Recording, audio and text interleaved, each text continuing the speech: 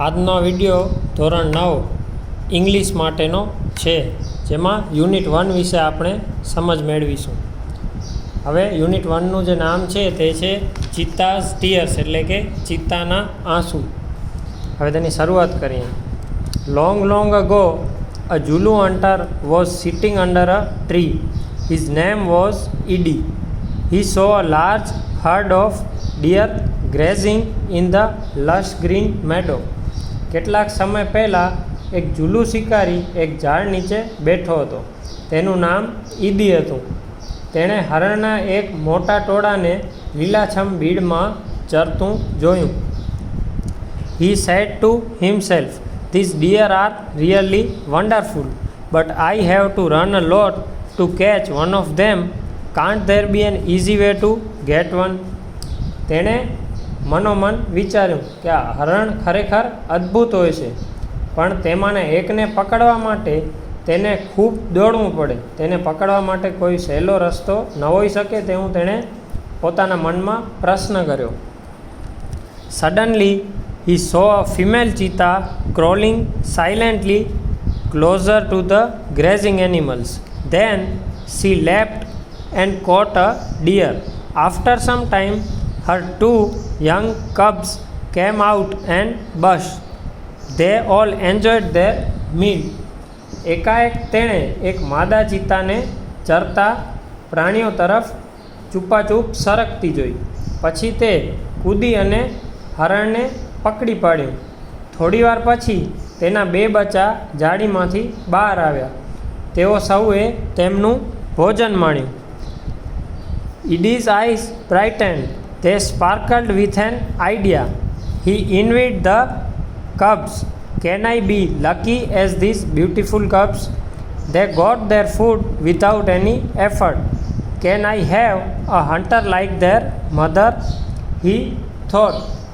ઈદીની આંખમાં ચમક આવી. એમાં એક યુક્તિ ઝબૂકી.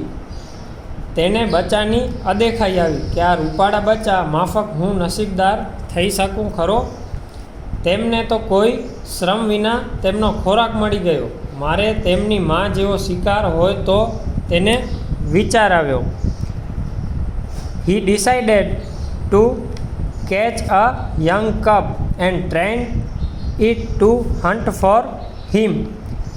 Then I shall only say, "Oh my dear, go and kill a deer for me. My life will be very comfortable then." He was quite pleased with his own idea. તેણે એક નાના બચ્ચાને પકડી તેને પોતાના માટે શિકાર કરવાની તાલીમ આપવાનું નક્કી કર્યું. પછી માત્ર એટલું જ કહીશ, "ચાલ વાલા, જા અને મારા માટે એક હરણ મારી લાવ." તેવું તેણે મનમાં વિચાર્યું. પછીથી મારું જીવન ખૂબ આરામદાયક બની જશે તેવું તેણે વિચાર્યું, અને તેના તે આ વિચારથી તે ખૂબ ખુશ હતો. પછી he decided to follow cubs and steal one. From his experience, Edie knew that a cheetah never attacks a man. તેણે એક બચ્ચાનો પીછો કરી અને તેને પકડી પાડવાનું નક્કી કર્યું, અને તેના અનુભવથી તેને ખબર હતી કે ચિત્તો જે છે એ ક્યારે સામે આક્રમણ અથવા હુમલો મનુષ્ય સામે ન કરે. It was safe to steal a cub. He followed the cheetah family till evening. તેણે સાંજ સુધી તેનો પીછો કર્યો. At the sunset, the mother cheetah hid her cubs in a thick bush and left for a stream. સાંજ સુધી તેણે તેનો પીછો કર્યો. સૂર્યાસ્ત થયા પછી માએ પોતાના બચ્ચાને ગાઢ જાડીમાં છુપાવ્યા અને તે ઝરણા તરફ ઉપડી ગઈ. Quickly the hunter picked up his net and spear and ran into the bush. He saw two tiny cubs. They looked at him with their bright eyes. They were too young to run away.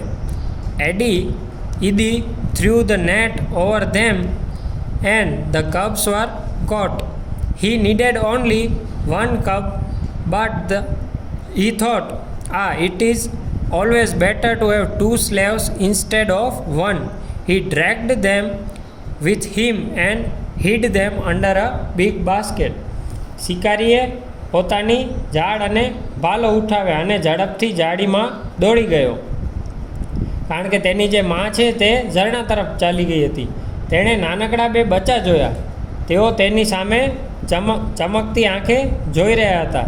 તેઓ એટલા નાના હતા કે દોડી જઈ શકે તેમ નહોતા. ઈદીએ તેમના પર ઝાડ પાથરી અને બચ્ચા પકડાઈ ગયા.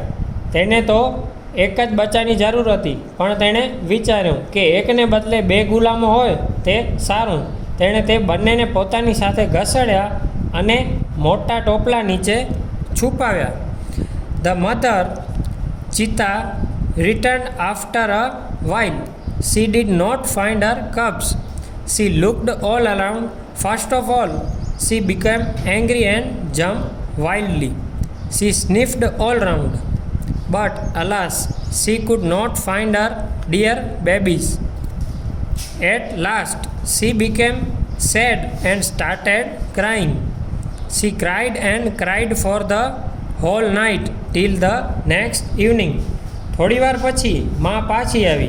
તેણે બચ્ચા જોયા નહીં, તેથી તેને ખૂબ બીક લાગવા માંડી. તેણે બધી બાજુ જોયા. પહેલાં તો તે ખૂબ ધુઆફુઆ થઈ ગઈ અને પછી જોરથી કૂદી. તે બધે જ સૂંઘી વળી, પણ તેને પોતાના બચ્ચા ક્યાંય પતો લાગ્યા નહીં. છેવટે તે ઉદાસ થઈ ગઈ અને રડવા લાગી.